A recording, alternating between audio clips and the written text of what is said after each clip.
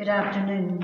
I have the privilege of leading the first of our meditations for this Easter week, where there will be different broadcasts and broadcasters each day till Thursday, and thereafter meeting at the hall on Friday at 6 p.m. We'll begin with a song by Graham Kendrick from the New Songbook, which is number 148. Make way for Christ the King, in splendour arise. Fling wide the gates and welcome him into your lives.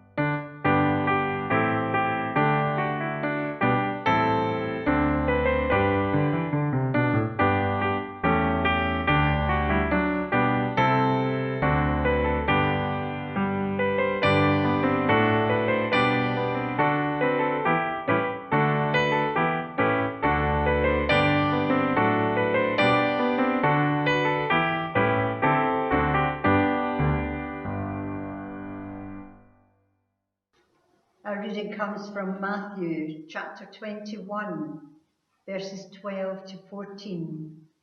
And today we're looking at Jesus at the temple. Jesus entered the temple area and drove out all who were buying and selling there. He overturned the tables of the money changers and the benches of those selling doves. It is written, he said to them, my house will be called a house of prayer, but you are making it a den of robbers. The blind and the lame came to him at the temple, and he healed them. Just after entering Jerusalem to loud hosannas, Jesus was fully aware that he was entering a hostile city.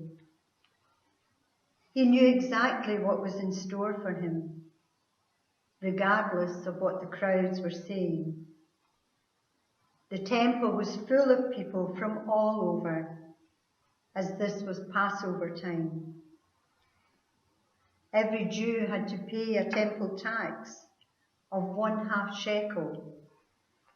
Because there were so many people from so many different places and different currencies, and the money changers had to change it into the correct currency. Before the pilgrims could enter the temple's inner sanctuary. Jesus clearly saw their exploitation of the pilgrims who came to worship, who were charged for getting their money changed, and then charged again if they were to be given any change back.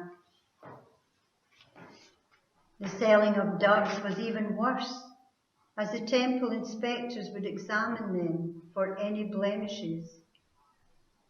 And as most would have been brought from outside the temple, they would say that they were not good enough and send them to the temple stalls to buy much more expensive ones.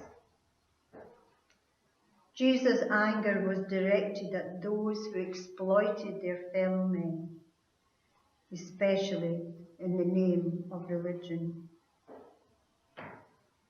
Those who sought God's presence were being kept from experiencing it by the very people of God's house.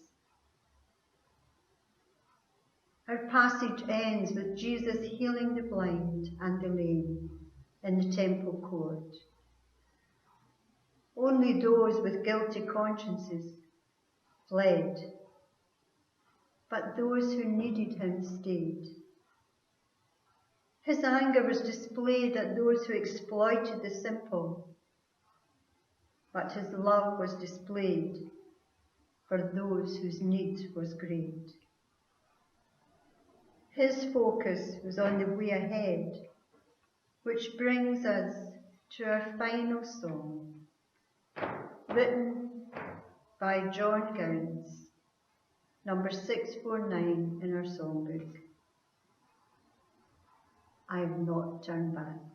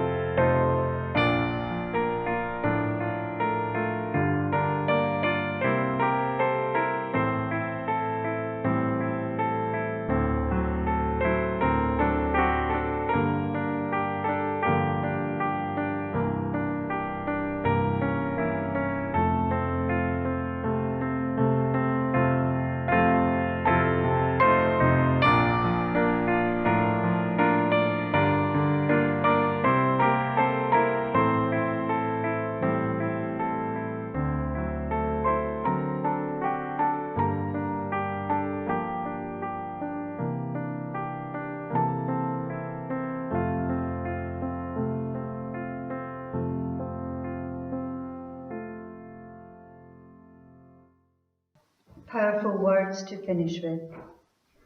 If tears should fall and I am called to suffer, if all I love men should deface or defame, I'll not deny the one that I have followed, nor be ashamed to bear my Master's name.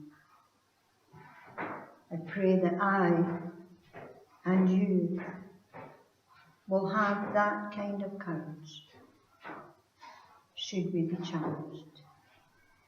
Amen.